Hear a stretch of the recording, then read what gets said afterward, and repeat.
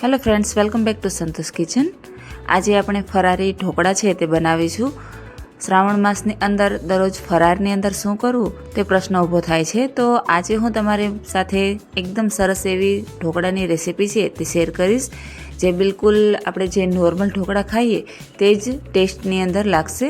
તો આ રેસીપી છે તે તમે એક વખત જરૂરથી ટ્રાય કરજો, અને એક વખત આ રીતે તમે રેસીપી ટ્રાય કરશો એટલે વારંવાર બનાવવાનું મન છે તે થશે. અને હા, જો તમે મારી ચેનલ પર નવા હો અને હજુ સુધી મારી ચેનલને સબસ્ક્રાઈબ ન કરી હોય તો જલ્દીથી કરી લેજો, અને બાજુમાં આપેલ બેલ આઇકોન પણ દબાવી દેજો.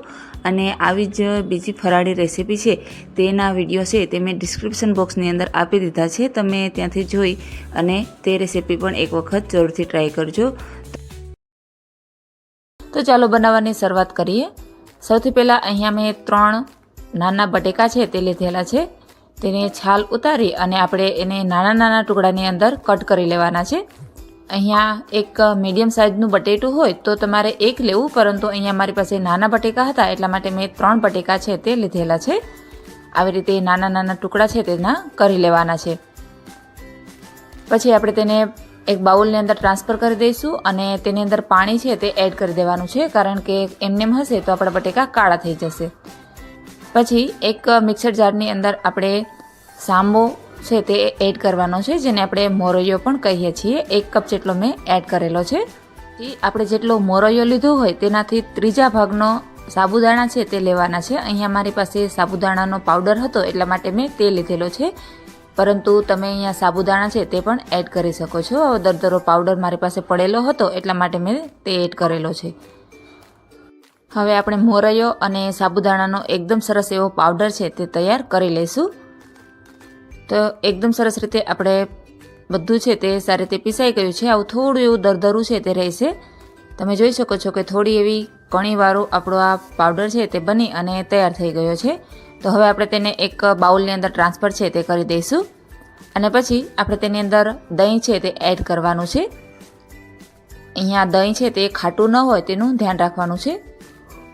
અહીંયા મેં 2 ચમચી જેટલું દહીં છે તે લીધેલું છે, અને પછી બધું છે તે એકદમ સારી રીતે આપણે મિક્સ કરી દેવાનું છે.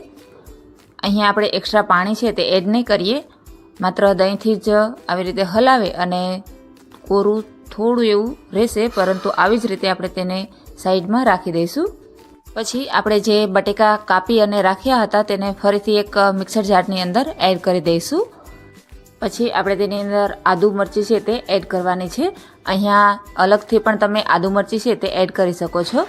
થોડું એવું પાણી નાખી અને એકદમ સરસ એવી પેસ્ટ છે તે આપણે બનાવી લેવાની છે. તો એકદમ સરસ પેસ્ટ બની ગઈ છે, તો તેને આપણે મોરૈયાની અંદર એડ કરી દેવાની છે. પછી અડધા કપ જેટલું પાણી છે તે આપણે મિક્સર જારની અંદર લઈ અને એડ કરી દેવાનું છે. વધારે પાણી નહીં લઈએ, આપણે થોડું એવું પાણી જ લેવાનું છે. પછી બધું છે તેને એકદમ સારી રીતે આપણે મિક્સ કરી લેવાનું છે. તમે જોઈ શકો છો કે બધું એકદમ સારી રીતે મિક્સ થઈ ગયું છે, અને આપણા જે મોરૈયો હતો તે પણ પલળી ગયો છે. તો હવે આપણે તેની અંદર મસાલા છે તે એડ કરી દઈશું. 1 ટેબલસ્પૂન જેટલું મીઠું, 1 ટેબલસ્પૂન જેટલી હળદર, 1 ટેબલસ્પૂન જેટલી આપણે તેની અંદર ખાંડ છે તે એડ કરવાની છે. ખાંડ બિલકુલ ઓપ્શનલ છે, તમે તેને સ્કીપ કરી શકો છો.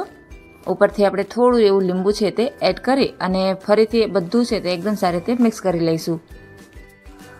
બધા જ મસાલા છે તે એકદમ સારી રીતે મિક્સ થઈ ગયા છે, પરંતુ હજી પણ આપણું આ બેટર છે તે થોડું એવું જાડું છે તે લાગે છે.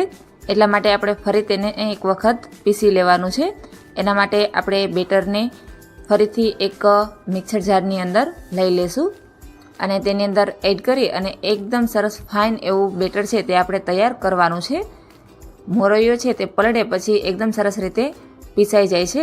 આપણે તેની અંદર થોડું એવું તેલ છે તે એડ કરી દેવાનું છે. તેલ એડ કરવાથી આપણા ઢોકળા છે તે એકદમ સરસ સોફ્ટ બનશે.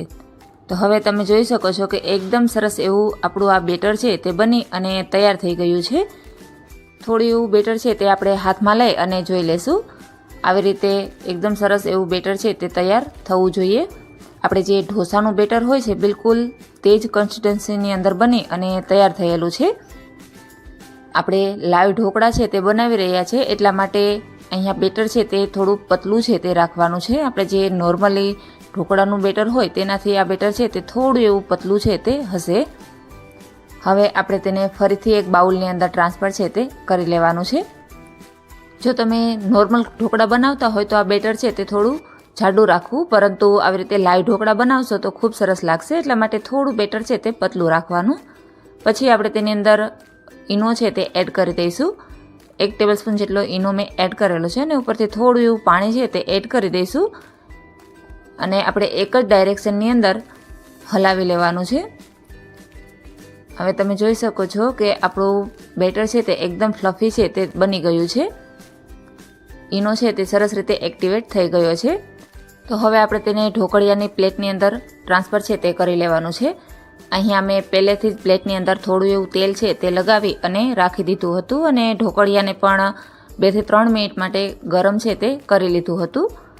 પછી આપણે તેની અંદર તૈયાર કરેલું બેટર છે તે નાખી દેવાનું છે. અહીંયા થોડું એવું પતલું લેયર રહે એટલું આપણે ધ્યાન રાખવાનું છે, જેથી કરી આપણા ઢોકળા છે તે સરસ બનશે. પછી 10 મિનિટ સુધી મેં તેને કૂક થવા દીધું છે. હવે 10 મિનિટ પછી તમે જોઈ શકો છો કે આપણા ઢોકળા છે તે એકદમ સરસ રીતે કૂક થઈ ગયા છે. આવી રીતે હાથમાં ચોટતા નથી, એનો મતલબ કે આપણા ઢોકળા એકદમ સરસ થઈ ગયા છે. તો હવે આપણે ઉપરથી થોડું એવું તેલ છે તે નાખી અને એકદમ સારી રીતે તેને સ્પ્રેડ કરી દઈશું. આમ કરવાથી આપણા ઢોકળા છે તે ચવડ નહીં બને અને વઘારવાની પણ જરૂર નહીં પડે, એકદમ સોફ્ટ એવા તૈયાર થશે અને આપણે લાંબો ટાઈમ સુધી રાખશું તો પણ એકદમ સરસ ફ્રેશ રહેશે. પછી ઉપરથી થોડું એવું લાલ મરચું છે તે એડ કરી દીધું છે અને થોડા એવા ધાણાભાજી છે તે પણ એડ કરી દેવાના છે. અહીંયા જો તમારે વઘાર કરી અને એડ કરવો હોય તો તે પણ કરી શકો છો. અહીંયા મેં એમ જ રાખેલા છે. વઘાર્યા વગર પણ આ ઢોકળા છે તે ખાવાની ખૂબ જ મજા પડે છે. થોડીવાર માટે તેને ઠંડા કરી અને પછી આપણે ઢોકળા છે તેને કટ કરી લેવાના છે. અહીંયા કટિંગ કરો ત્યારે ખાસ ધ્યાન રાખવાનું કે ઢોકળા છે તે થોડા એવા ઠંડા થઈ ગયા હોય, જેથી કરી અને ઢોકળાના પીસ છે તે એકદમ સરસ પડશે અને ચાકાની અંદર ચોટશે પણ નહીં. તો તમે જોઈ શકો છો કે એકદમ ઇઝીલી આપણા ઢોકળા છે તેના પીસ છે તે પડી અને તૈયાર થઈ ગયા છે. તો આપણે એક ઢોકળું છે તે કાઢી અને જોઈ લેશું. એકદમ સરસ અને એકદમ ફ્લફી એવા આપણા ઢોકળા છે તે બની અને તૈયાર છે.